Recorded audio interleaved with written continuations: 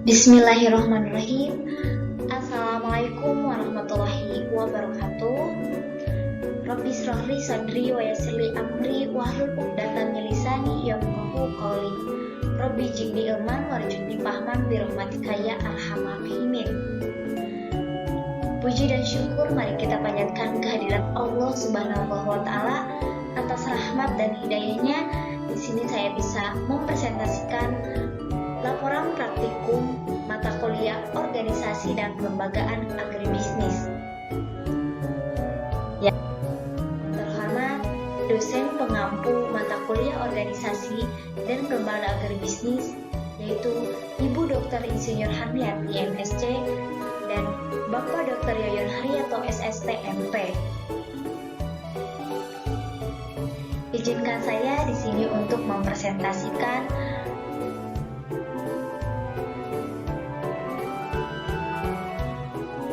hasil laporan praktikum di lapangan, yaitu tentang identifikasi lembaga agribisnis yang ada di Kecamatan Cilaku, Kabupaten Cianjur, Provinsi Jawa Barat. Sebelumnya, izin memperkenalkan terlebih dahulu, nama saya Nur Handrianti, nomor induk mahasiswa 02051822. Ada 4 pokok pembahasan yang akan bahas. Yang pertama, yaitu pendahuluan, dapat latar belakang, tujuan, dan manfaat. Yang kedua, ada kelembagaan agribisnis dan pendukung yang termasuk ke dalam tinjauan pustaka. Yang ketiga, ada metode pelaksanaan, yaitu ada lokasi, waktu, dan teknik. Yang keempat, yaitu hasil dan pembahasan, terdapat hasil identifikasi. Selanjutnya, dalam praktikum kelembagaan agribisnis ini terdapat latar belakang di mana pengembangan komoditas, yaitu pengembangan suatu keberhasilan komoditas tidak hanya dipengaruhi oleh budidaya saja, namun yang dilakukan oleh para petani yaitu di luar budidaya juga. Apa saja sih? Ada pengendalian sarana produksi, penanganan pasca panen, pemasaran, jasa penunjang, maupun yang lainnya, yang membentuk suatu sistem dan disebut juga agribisnis. Nah, petani merupakan selaku pelaku utama yang ialah sebagai subjek dalam pengembangan agribisnis yang merupakan konsumen dan jasa yang diberikan oleh suatu kelembagaan atau lembaga sebagai penunjang agribisnis yang akan berjalan dengan baik jika tidak terjadi kesenjangan. Selanjutnya, jika dikaitkan dengan sistem agribisnis, peran kelembagaan agribisnis akan sangat penting untuk menentukan suatu keberhasilan kelembagaan. Kelembagaan apa sih? Yaitu suatu keberhasilan kelembagaan dalam pembangunan pertanian. Kelembagaan termasuk subsisten jasa penunjang, di mana lembaga tersebut harus mampu berperan dalam menunjang terhadap kegiatan pengadaan sarana produksi, usaha tani, pengolahan hasil pertanian, hingga pemasaran. Selanjutnya, terdapat tujuan dan manfaat dalam praktikum identifikasi kelembagaan agribisnis ini. Yang pertama, yaitu di mana kita mengidentifikasi suatu kelembagaan agribisnis usaha tani padi. Yang kedua, mengidentifikasi tingkat kinerja kelembagaan agribisnis usaha tani padi. Yang ketiga, identifikasi tingkat kepuasan petani. Dan manfaatnya yaitu mengetahui dari ketiga tujuan ini. Selanjutnya, terdapat tinjauan pustaka. Apa sih kelembagaan itu? Dalam buku Yustika tahun 2013, ada kelembagaan menurut Veblen adalah sekumpulan norma dan kondisi-kondisi ideal atau sebagai subjek dan perubahan dramatis yang direproduksi secara kurang sempurna melalui kebiasaan pada masing-masing generasi individu berikutnya. Nah, selanjutnya menurut Saragi pada tahun 2010 menjelaskan tentang agribisnisnya. Apa sih itu agribisnis? Agribisnis merupakan cara pandang baru dalam melihat pertanian. Ini berarti bahwa pertanian tidak hanya on-farm activities, tetapi juga off-farm activities. Dengan demikian, pertanian tidak hanya berorientasi produksi, tetapi juga berorientasi pasar. Tidak hanya dilihat dari sisi permintaan, tetapi juga dari sisi penawaran juga. Selanjutnya, kelembagaan itu apa saja sih kelembagaan pendukung dalam pembangunan pertanian ini? Ada pemerintah, ada pembiayaan, ada pemasaran dan distribusi, ada koperasi, ada pendidikan formal dan non-formal, dan juga yang terakhir ada penyuluh. Selanjutnya, metode pelaksanaan. Metode pelaksanaan yang saya lakukan berlokasi dalam 2 tempat atau 2 desa, yaitu yang pertama Desa Rahong dan Desa Munjul. Waktunya yaitu pada tanggal 27 Mei 2021 hingga 10 Juni tahun 2021. Bagaimana sih cara teknik mengidentifikasi kelembagaan agribisnis ini, yaitu di mana saya menemui langsung kelompok tani, penyuluh, pengepul, dan kios untuk dilakukan dengan cara teknik wawancara. Selanjutnya ke pembahasan.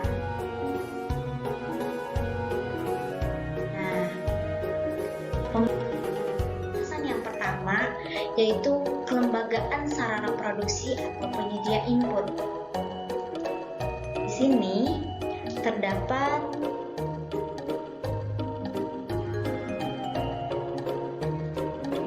tabel hasil identifikasi, di mana yang pertama ada kelembagaan Saprodi.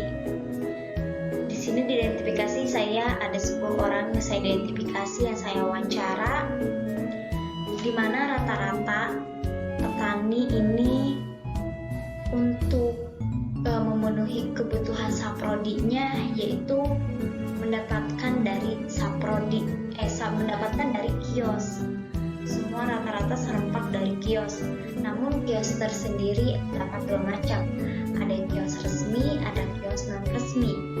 Kios resmi itu yaitu merupakan kios yang sudah terdapat surat perizinan, atau juga dengan kios yang sudah bersubsidi. Yang kedua, kios non resmi atau non formal, di mana pelakunya itu petani sendiri, namun bahannya itu atau barangnya itu dari kios yang sudah resmi ini atau yang sudah formal ini. Tetap aja barangnya dari sini. Kenapa dilakukan? Karena agar jaraknya dekat, tidak terlalu jauh, seperti itu. Nah, ini terdapat data identitas kios. Yang pertama untuk resmi yaitu bernama Bapak Ade Imanuddin SPD. Yang kedua Bapak Ruhim selaku kelembagaan untuk atau sarana mengadakan saprodi untuk kebutuhan petani. Selanjutnya ada apa saja sih dalam saprodi ini? Yang pertama ada benih, yang kedua ada pupuk, yang ketiga ada pestisida, dan yang keempat panen. Untuk benih yang digunakan oleh petani 10 orang yang saya lakukan wawancara, yang rata-ratanya itu benih Centranur, Ciherang, dan Mekongga. Kenapa menggunakan ketiga varietas ini? Yaitu dengan alasan benih ini menghasilkan beras yang wangi, yang enak ataupun pulen, seperti itu. Nah, yang kedua, penggunaan pupuk yang sering digunakan rata-rata oleh petani yaitu menggunakan pupuk NPK, Ponska, dan urea. Selanjutnya pestisida. Nah, pestisida ini tidak menentu itu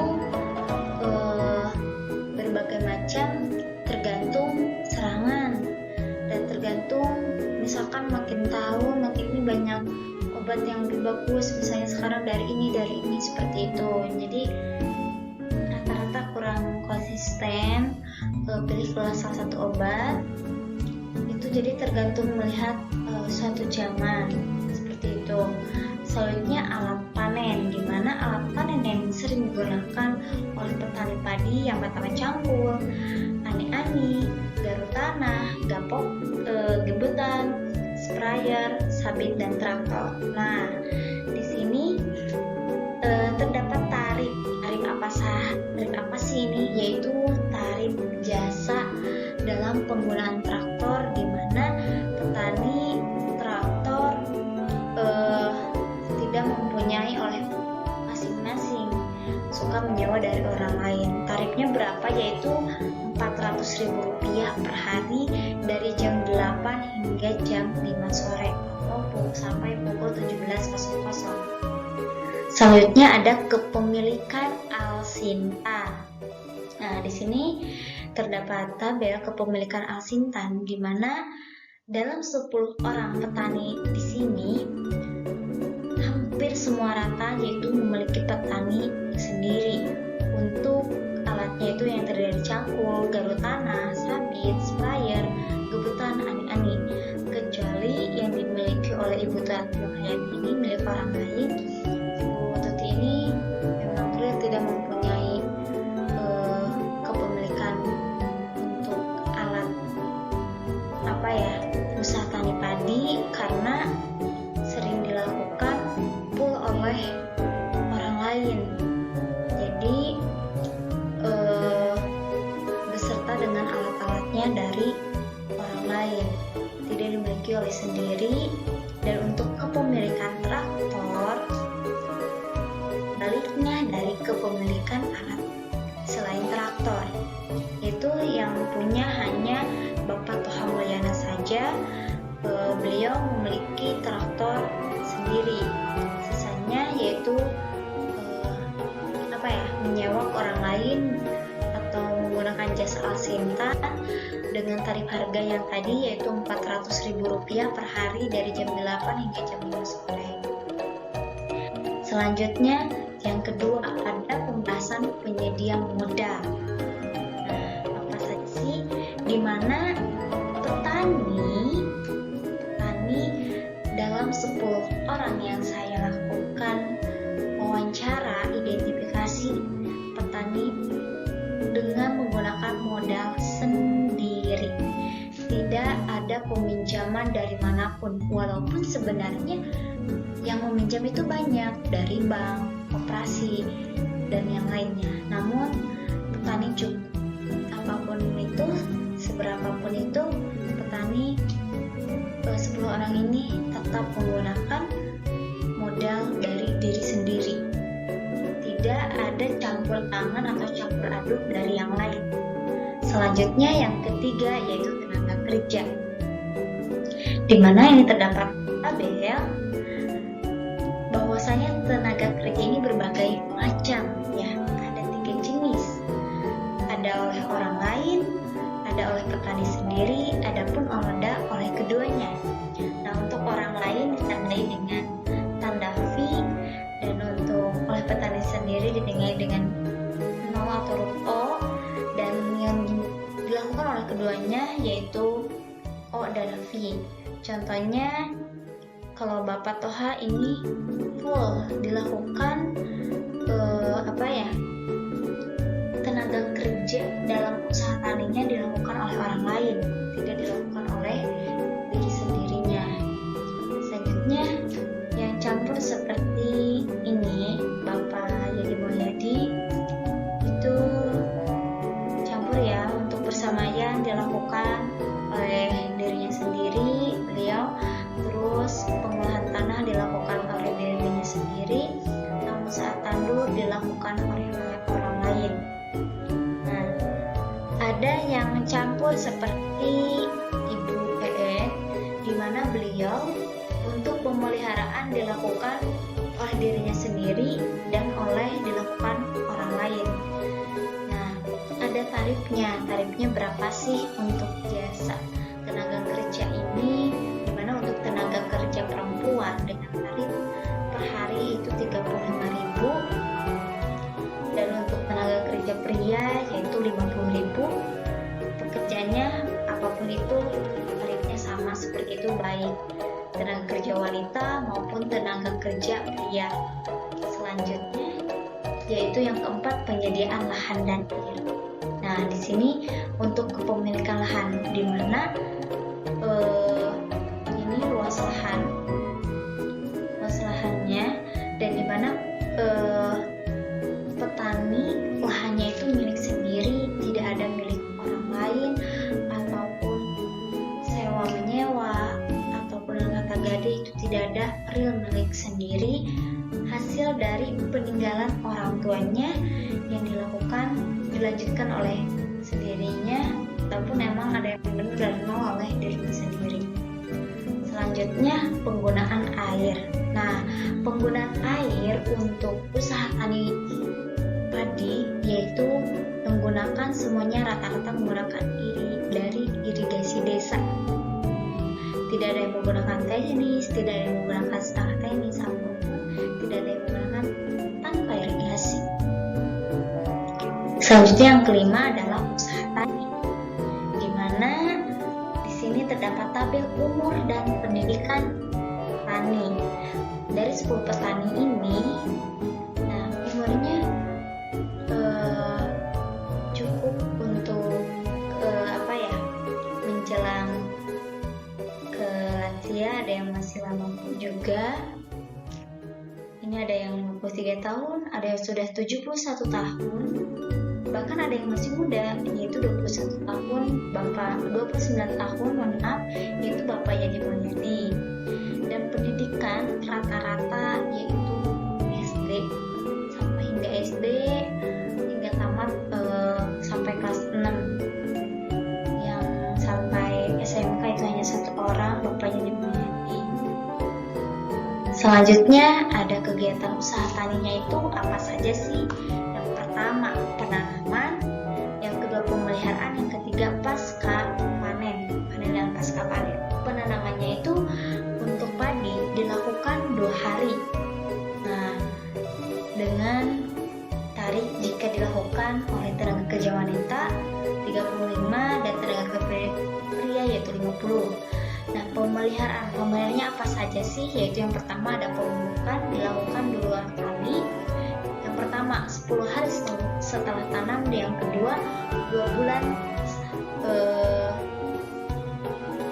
setelah tanam. Selanjutnya penyemprotan. Penyemprotan itu pemeliharannya beda dengan pemupukan. Penyemprotan dilakukan dengan 5 kali atau tergantung dengan serangan yang ada di tanaman padi tersebut. Nah, tapi rata-rata paling lama itu hingga 5 kali. Seperti itu, paling sedikit 2-3 seperti itu. Dan di sini panen dan pasca panen dilakukan 2 kali. Nah, pelaksananya itu di saat pagi hari dan malam hari. Kenapa? Kalau pagi hari cuaca masih segar dan tidak panas, begitupun malam hari menghindar dari panas. Selanjutnya yang kelima ada kelembagaan pemasaran.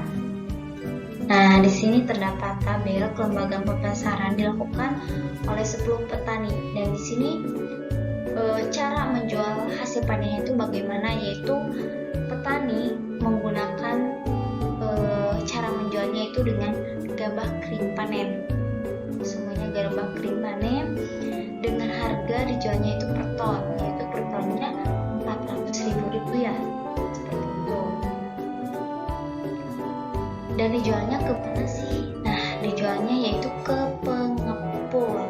Nah, ini identitas pengepulnya yaitu yang bernama Bapak Adi Suganda, dengan alamatnya pabriknya itu di Kampung Bapak Kanwa, namun Bapak sendirinya yaitu dari Kampung Soreang.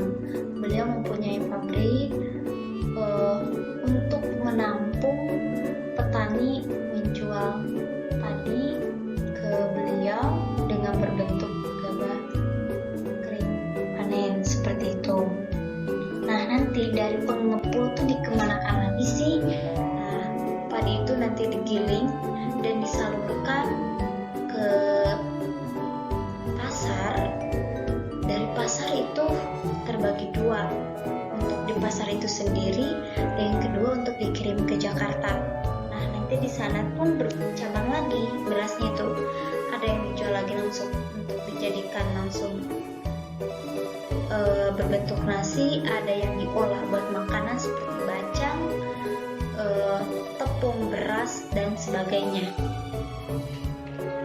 Selanjutnya ada kelembagaan kelompok tani dan penyuluh pertanian, di mana petani rata-rata dikatakan aktif, dan penyuluh pun di sini semuanya di Kecamatan Cilaku ini ada dan aktif juga, di mana petani dan penyuluh itu saling berkontribusi, tidak ada kesenjangan, keduanya aktif, dan peran kelompok tani dan penyuluh ini dikatakan dengan berjalan lancar ataupun berhasil untuk dilakukan suatu kelembagaan kelompok tani maupun penyuluh. Nah, ini identitas penyuluhnya. Yang pertama Bapak Maman Sudiana SP, yang kedua Ibu Winnie Puji Damayanti SP. Dengan mempunyai Bapak Maman peranan atau jabatannya sebagai penyuluh pertanian muda dan yaitu penyuluh pertanian terampil. Nah, terdapat kesimpulan dari hasil identifikasi kelembagaan agribisnis yang ada di Kecamatan Cilaku. Yang pertama, di mana ketersediaan saprodi relatif baik karena kebutuhan petani dan ketersediaan oleh kios ada atau lengkap. Jadi, memuaskan dengan adanya kios tidak diragukan kembali. Yang kedua, yaitu modal untuk usaha tani padi yang dilakukan yaitu dimiliki oleh sendiri, jadi aman, tidak ada pinjam meminjam atau utang piutang kepada yang lain. Selanjutnya yang ketiga, di mana tenaga kerja dan asinan aman, tidak terjadi masalah, tidak memiliki pun jasa yang digunakan. Selanjutnya yang keempat, sumber air. Sumber air yang digunakan dari irigasi desa.